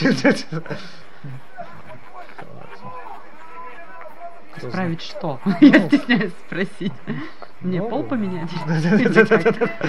Кстати, да, тоже вариант. Не знаю, как оценит твой муж эту интересную новость. У нас тут пока строитель пытался быть с мячом, не получилось. Здесь, смотрите, такая техника была у 25-го номера Леонида Бедарева. Он практически в футбол поиграл с мячом. Мне кажется, что если человека не берут в сборную России по хоккею с мячом, можно и в футболе попробовать проявиться. Там, в принципе, у вас, Валентина, есть шанс. Ну вот вроде и не оскорбила, вроде и оскорбил, да? Ну хотя мы все помним чемпионат наш прекрасный мира, наша сборная смотрелась вполне себе неплохо, радовала болельщиков, но недолго начнем, конечно, с этого, но... Нормально, почаще, чем обычно это бывает. Вот. В любом случае. А с другой стороны, представляете, сборная России, как хоккейная сборная, как сборная по хоккею с мячом, 3 чемпионата мира подряд было по футболу. Кто бы этот футбол посмотрел? Значит, было бы, что в футбол играют все, а выигрывают русские. Мне кажется, тогда в городах проведения ЧМ... Футбол перестал быть бы олимпийским видом спорта. Давайте пофантазируем. Нет, я просто вижу, как сборная России, допустим, выигрывает в финале там где-нибудь в Сочи, и просто вот все. Сочи стерт с лица земли празднующими болельщиками. Вау. Ближайший это Катар, насколько я помню, да? Там легко. Там не такая большая страна. Размером с Москвой. Ну, здесь пока перепасовка строителя. Вот мы, конечно, все отвлекаемся вместе с вами. Но действительно, по такой игре даже не знаешь, Что и сказать. Да? Отворот. Отворот. Ну, не отворот мяч, просто вратарю Александру Темникову достался, он ввел в игру. Казань сейчас с мячом, правым флангом атакует. Здесь надежно в центре поля играет оборона Строителя. Ну, и, наверное, сразу же ошибка следует. 71 номер Роман Казунин с мячом, пас назад.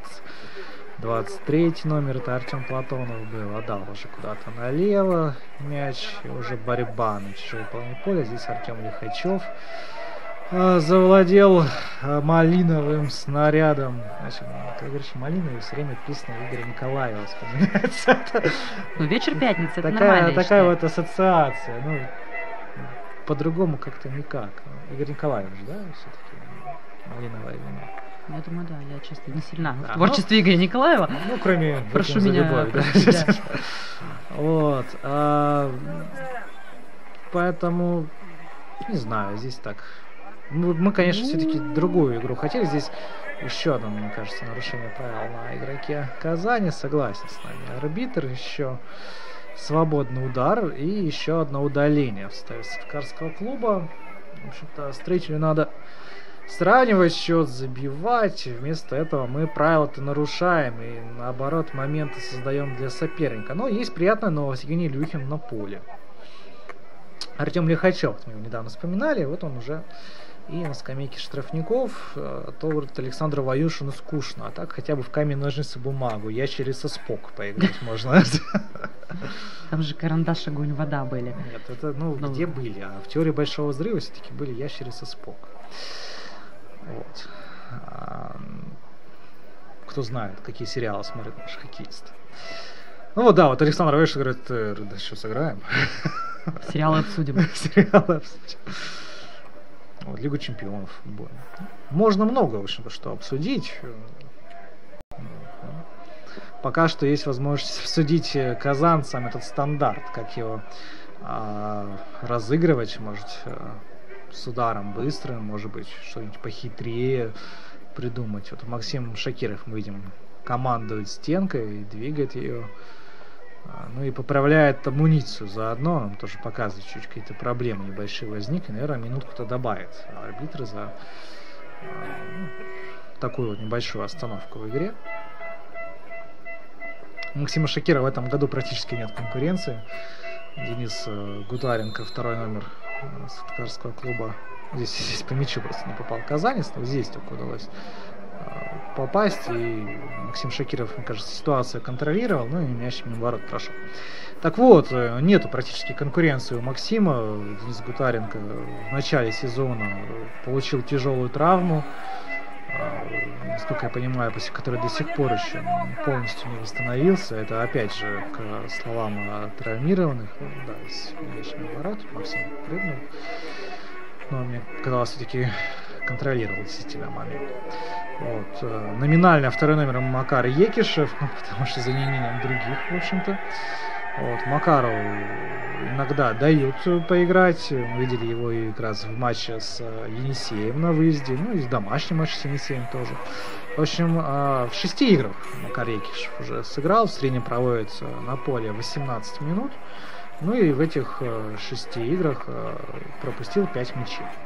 Ну, даже один матч как раз с тем Енисеем, домашний-то, и на 0 удалось ему отыграть. Там где-то как раз минут 18-20 доверили. Что не помню, меньше минут 10, наверное. Ну, где-то так. Я просто смотрел среднюю статистику перед игрой, у него 18. Да, наверное, минут 10, но зато там был ликвидирован выход 1 в 1 от Сергея Ломанова. В общем-то... Молодец. Это плюс 10 минут. Кстати, мы заговорили о Денисе Гутаренко, он играл, из «Динамо» Казани, к нам в Сыктывкарский Строитель и переходил. Но там тоже не было, насколько я помню, с первым номером, чередовались они как раз с Виктором Яшиным. Здесь могу ошибаться, поэтому не возьмемся точно утверждать. В любом случае, болельщики Казани знают лучше, да, кто там был первым номером, кто не первым, кто с кем чередовался. Вот, ну а сейчас Казань еще один угловой получает возможность. И здесь 10 ворот все-таки. Кстати, еще один игрок «Динамо Казани», который перешел в «Строитель», это Максим Зубарев. Это я не помню, говорили мы сегодня об этом или нет, но оно так есть. Ну, Максим Зубарев все же, знаете, большую часть карьеры провел в Кировской родине, наверное, да, и... Вот именно к Ну моменту, да, к моменту к перехода. моменту, да, это хорошо, это окей, не поспорить с вами. Ну, а в других матчах вообще все без изменений, в общем-то, как и у нас. С момента последнего, когда мы смотрели, как продвигаются дела в других встречах, у нас и там, и тут все без изменений. Такая S, значит, стабильность. Не та стабильность, которую мы бы хотели, опять-таки, но...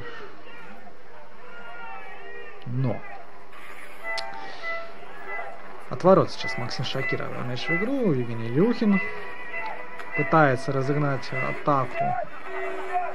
Но казанцы довольно плотно действуют, свободных зон практически нет. То есть, если мы в первом тайме видели как-то Строителя поактивнее, то здесь просто не пускает на свою половину Строитель «Динамо Казань». Ну, это же и Владимир Власюк мы видим, да, на чужой половине наш. Игрок, который в этом сезоне играет больше всего в защите, но уже... Ну, Павел, конечно, недаром говорил, что у него нет такой вот привязки к позициям. Атакуют все, защищаются тоже все. Поэтому, например, увидев Владимира Власюка на острие атаки, здесь, наверное, ничего такого удивительного нет. Все равно есть подстраховка. Если Владимир в атаке, значит, кто-то смещается в зону обороны. Вот. Но при этом здесь потенциально да, опасный Максим Медведев с мячом. Вот. Но при этом Владимира Власюка в этом сезоне нету по-прежнему забитых мячей. Казалось бы, да, игрок основы стабильно, всегда играет большую часть времени, но вот у него нет забитых мячей. В общем-то, даже Сергей Шипунькин забил наконец-то в прошлом матче, но у него и 17 результативных передач, на одну меньше у Максима Зубарева, у него 16. Вот, и Никита Агафонов отличился, кстати, в матче с СКА Нефтяником, да, там прекраснейший удар с лету, с полулету нанес, вогнал мяч под перекладину ворот хабаровчан. И Павел Разубов, мы помним этот мяч в дебютной же встрече для него, когда от рикошета ушел он в ворота. И вот сейчас 2-5 становится счет. Тоже как-то, мне показалось, не без рикошета, какой-то такой довольно неприятный удар получился для Максима Шакирова, и вот не справился он с ним. Нам, надеюсь, покажет сейчас повтор. Все-таки по динамике было сложно проследить, что же там произошло-то толком. Вот, но игра, конечно, да. Так, смотрим за этим ударом. Может, мне показалось, что после рикошета в домик вратарю залетело. Еще раз. Вот оно. Непонятно. До сих пор непонятно. Но не смог справиться вратарь Строителя с этим мячом. 5-2. 2-5. 2-5. Хотелось бы, конечно, 5-2. Вот, но совсем уж на похоронный темп не будем, да, наш репортаж переводить. Иногда, конечно, другого выбора и не остается. Уж спросите, комментаторы, все живые люди, все болеют за свою команду. Алексей Веселов нам показывает, такая фамилия, в общем, для коми говорящая, да? Поэтому посмотрим хоккей дальше, что нам еще остается. Конечно, мы, в общем-то, расстроились, каким все болельщики Сыктывкарского клуба. Ну, что поделать, в общем-то.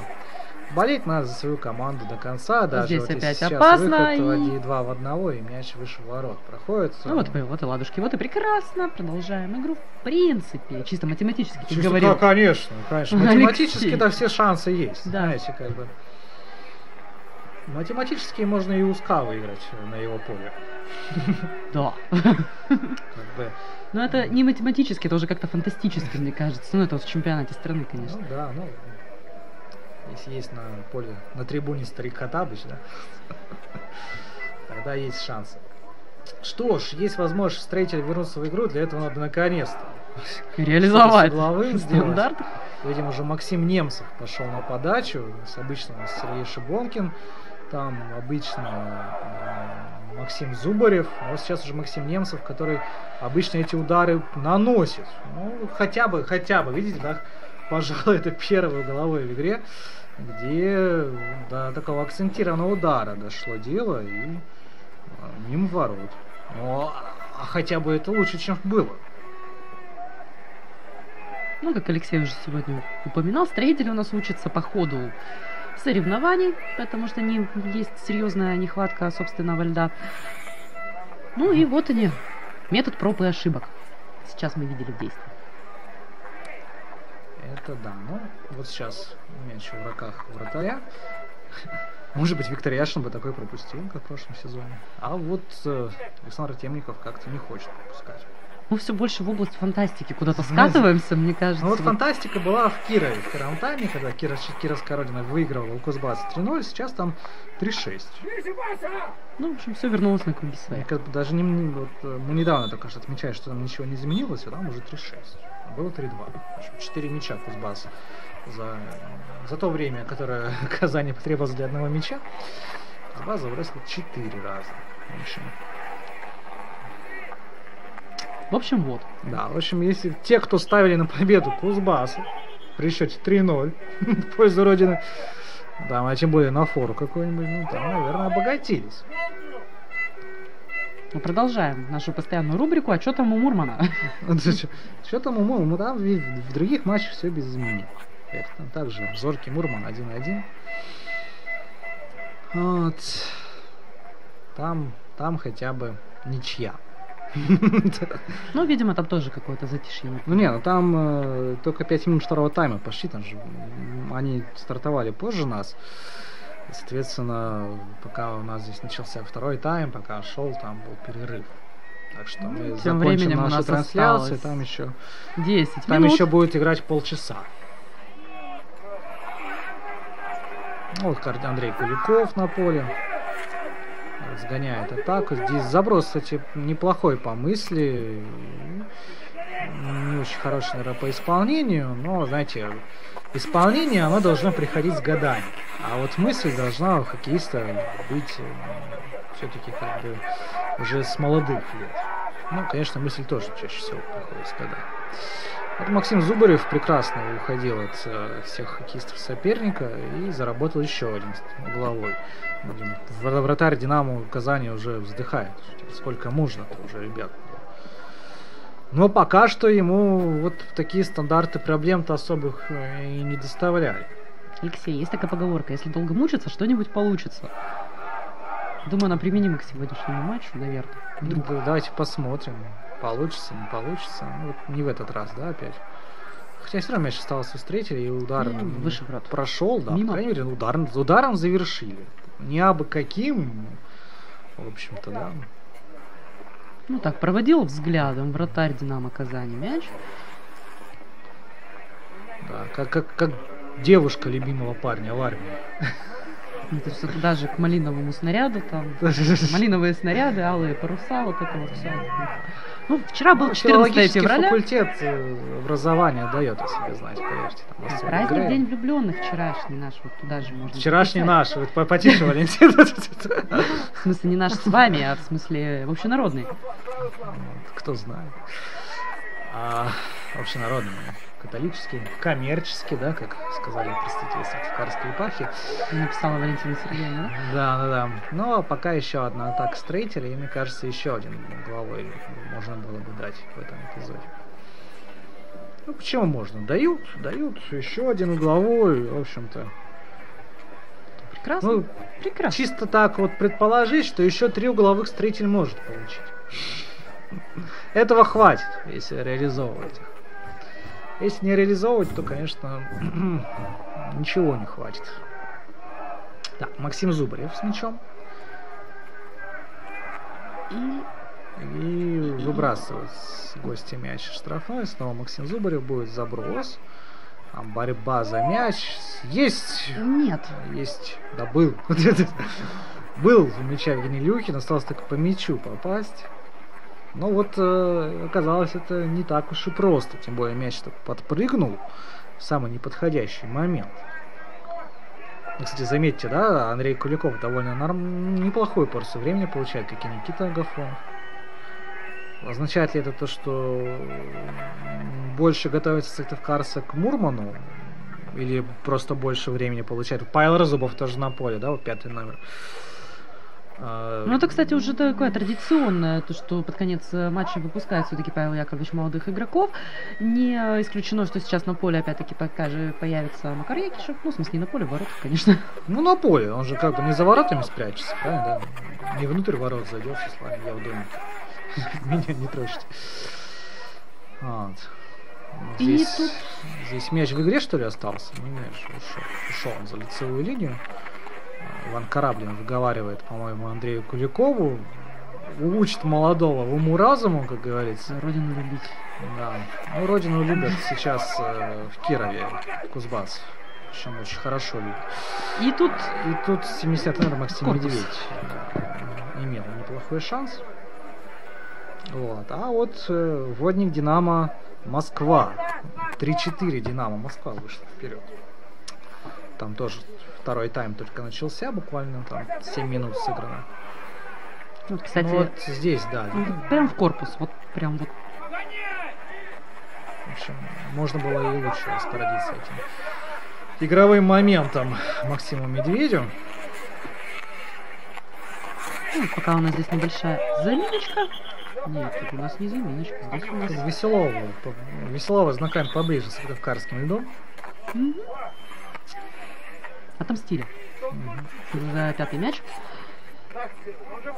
Ну и вот, так как контракт я все-таки подписала, с Динамо Москвой мы сыграем. С кем вы контракт подписали? С клубом «Строитель». О том, что я буду объявлять в 2 раза всех партнеров. И напомню о том, что 21 февраля «Строитель» сыграет дома с командой, ну, с московским «Динамо», собственно, и именно 21 февраля пройдет розыгрыш суперпризов среди болельщиков от партнеров клуба. Чтобы поучаствовать, нужно сохранить корешки всех домашних матчей команды и обменять их на купон розыгрыша. Нет, интересно, там будет ли придираться? Вот у вас нету купончика матча с Зорким, условно говоря, мы вам не дадим. Мне кажется, сделают поблажку. Мне тоже кажется, здесь вот опасный был прострел был, и Павел Разубов как раз мог дотянуться до мяча. Но не хватило, может быть, скорости. Прекрасно. Вот, пока мы смотрели, как Темников вводит мяч в игру на заднем плане, мальчик, подающий мячи, очень забавно плюхнулся на снег в прыжке за мячом. В общем, за вратарскую позицию в Сыктывкарском клубе могут не беспокоиться. Там подрастает, будучи даже, наверное, не Максим Шакиров, там, не знаю. Будучи вратарь сборной России, Денис Рысев. Кто-нибудь еще. Не знаю. В общем, действительно было забавно. Надо будет вырезать этот эпизод и в хайлайт включить игры. По крайней мере, это самый яркий эпизод второго тайма.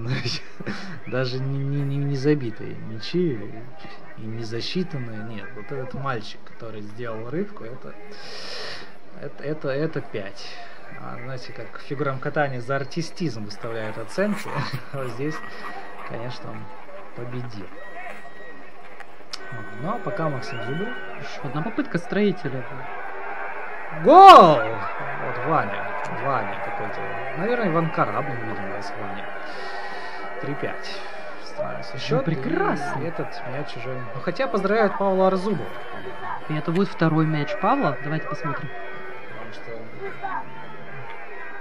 Ваня, но это Паша. Может быть, с передачи Вани? Паша. Может быть, с передачи Вани.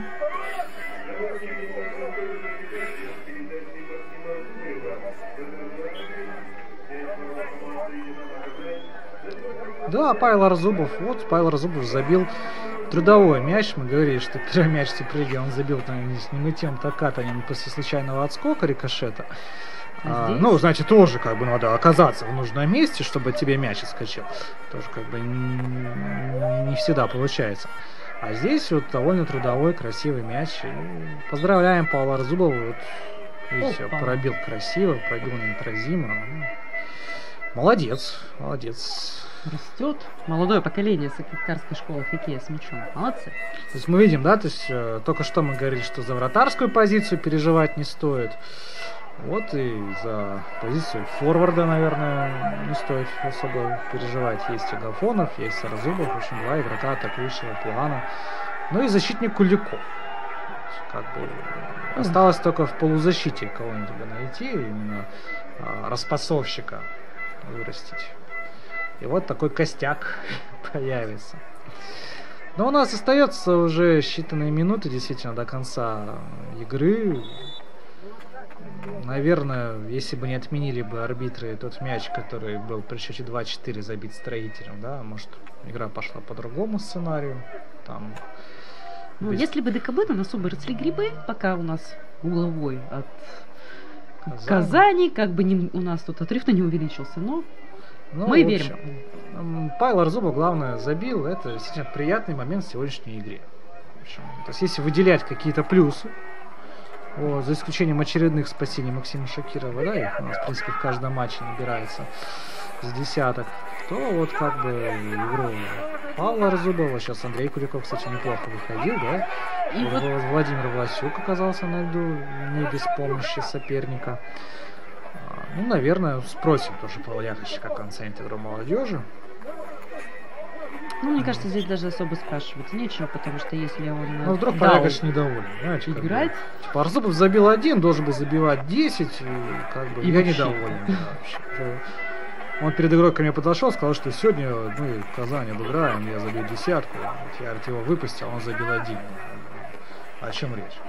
Вот, так что всякое может быть. Спросить лишнего не будет. Ну что, сейчас посмотрим, сколько добавили арбитры. Наверное, немного. Минутка-то должна была быть. Все-таки были паузы в игре, связанные с остановками. Тоже Максим Шакиров, мы с вами отмечали, с амуницией воевал. И победил, между прочим. Это тоже прекрасно. То есть мы отмечаем маленькие победы на ледовом поле. То есть, как бы, есть плюсы свои, хоть какие-то. Но, конечно же, все эти плюсы, наверное, перечеркивает один такой жирный минус. Счет на табло. Называется. Ну, на самом деле, Алексей, о плюсах надо говорить бодрее, там, ну, веселее и прочее. Мы и так с вами бодрее и веселые, мне кажется. Мы вообще с вами самая веселая бригада комментаторов. Как только нас с вами уже не называли. Ну, по крайней мере, надеюсь, что наша трансляция не скучно хотя бы слушать. Да? Может, мы где-то кажемся не совсем близким. Какие смешно. Но мы стараемся, поверьте, и стараемся прежде всего для вас, чтобы вы там не засыпали, хоть как-то, в общем, смотрели за трансляцией. В конце концов, разу что-то отмечаете про комментаторов, значит, вы действительно слышите, что мы говорим, слушаете трансляцию, и это уже тоже плюс. Какой-никакой.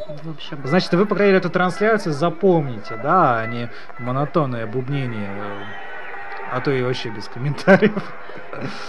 Да, здесь был еще один удар по воротам гостей. Темников на месте. Мне показалось, что он не мог, в принципе, этот мяч и фиксировать. Все-таки отпустил от себя далеко. И там бы, конечно, на добивании кому-то из хоккеистов Строителя. Тому же Арзубову бы дубль бы оформить, да, чтобы, ну с дублем идти. Но Паша все еще впереди, мне кажется, да. В общем. Ну, Павел, я, насколько понимаю, в этом году умудряется играть и в Суперлиге, и в Высшей лиге. Ну как иначе? Там все-таки он основной игрок. Вот, ну вот здесь матч завершился, констатируем 3-5 на табло. Ну, спасибо всем, кто был с нами, спасибо болельщикам, которые пришли в эфир к нам в камеру. Вот Маша, там можно было бы камеру для поцелуев, да, вот для девушки с молодым человеком. Это если бы вчера была трансляция, вчера бы сделали обязательно. Камера для поцелуев можно делать всегда. Вот, ну, спасибо всем, кто был с нами. Мы ждем Мурман, ждем 18 числа. Всем болельщикам из Казани, из Татарстана, всех, кто поддерживал соперников Строителя, до свидания. В этом сезоне мы уже не встречаемся. Вот. А сыктывкарцев ждем когда? Ждем в понедельник. В понедельник, 18 числа на матче Строитель Мурман. Всего доброго.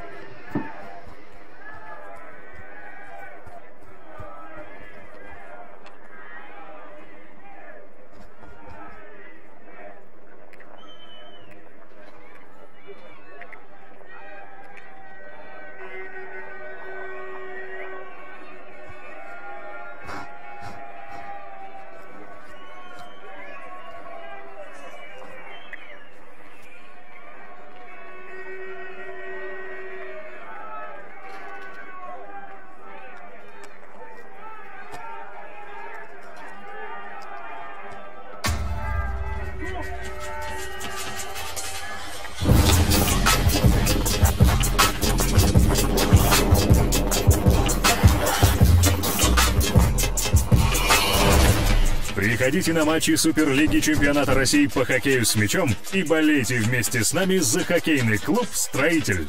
МКреп. Надежная опора строителя.